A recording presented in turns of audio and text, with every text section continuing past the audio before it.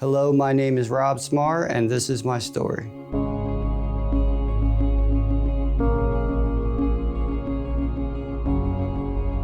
My battle with addiction started when I was 16, when my dad left due to alcoholism. He split with my mom and left our lives, pretty much a flick of a switch. That situation of alcoholism with my father did not arise until I was 16. So the whole time up until 16 was, I would say to myself, was a typical family.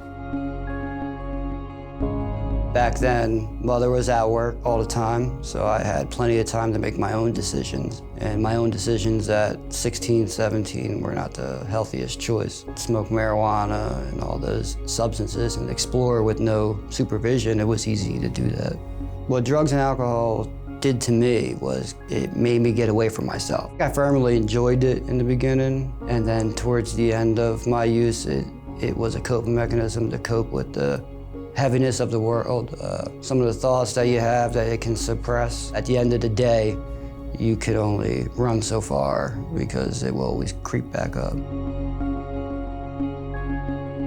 I repeated the same steps of getting myself into a jam. I ended up doing a lot of meth and ended up going pretty much crazy, and this time putting myself into a mental hospital. It was either I was not going to live or I was going to live correctly, and I had no idea how that looked. That place is the one that mandated me to go to a Christian church. I had nothing else. I had nobody else but Jesus to sit with at church and ask how to get myself out of the hole that I've dug myself into.